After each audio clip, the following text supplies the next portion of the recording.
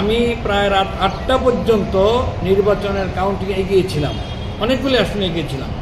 উদাহরণ হিসেবে বলা যায় কামরাঙ্গীরচরের 19টা আসনে 19টাতে আমি এগিয়েছিলাম। ব্যাপক অনিয়মের কথা উল্লেখ করে পিটিশনটা আজকে হিয়ারিংয়ের জন্য। ব্যালট পেপার কাউন্টিং অনিয়ম ছিল, অনেকগুলি ব্যালটের মধ্যে এজেন্টকে বের করে দেওয়া হয়েছে, অনেক জায়গাতে রেজাল্ট শিট তৈরি হয়েছে, কোনো স্বাক্ষর নেওয়া হয় নাই, ধানের শিটেরও স্বাক্ষর নাই, দাঁড়িপাল্লার স্বাক্ষর নাই, সব বের করে দিয়ে রেজাল্ট তৈরি করেছে নিজেরা মিলে।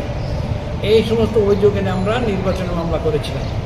নির্বাচনের মামলায় আজকে 12 তারিখে জনাব বিচারপতি ডক্টর জাকির হোসেনের একক বেঞ্চে হিয়ারিং হয়।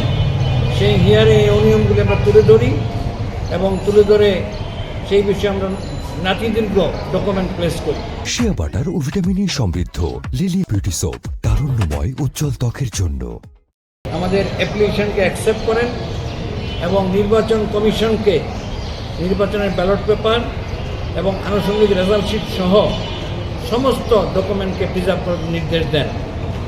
এবং আমরা আশা করছি যে যদি এই ব্যালট পেপার যথাযথভাবে কাউন্ট হতো এবং রেজাল্ট তারে ভিন্ন হতো, আমি প্রায় রাত 8টা পর্যন্ত নির্বাচনের কাউন্টিং এগিয়েছিলাম, অনেকগুলি আসনে এগিয়েছিলাম। উদাহরণ হিসেবে বলা যায় কামরাঙ্গীরচরের 19টা আসনে 19টাতে আমি এগিয়েছিলাম, 19টা সেন্টারে। এরপরে আপনার এদিকে ধানমন্ডির যে মুন্সি আব্দুর রউফ কেন্দ্র, হাজারীবাগের এই সমস্ত এলাকায় এগুলি তো আমি এগিয়েছিলাম। এমন সময় অযাচিত কারণে উল্লেখ করা ছাড়া নির্বাচন বন্ধ হয়ে যায়, কাউন্টিং বন্ধ হয়ে যায় এবং গজমহল কেন্দ্রে যেখানে আইন বহির্ভূতভাবে ধানের শীষের প্রার্থী শেখ রবিউল আলম সেই কেন্দ্রে ঢুকেন। এই জাতীয় অনেক অনিয়মের প্রেক্ষিতে পরবর্তী সময়ে সামান্য ভোটের ব্যবধানে আমাকে ফেল দেখানো হয়। তো এই কারণেই আমরা এর প্রতিকার চেয়ে আবেদন করেছি, আবেদন অ্যাকসেপ্ট হয়েছে। আমরা আশা করি আমরা এখানে সুবিচার পাবো।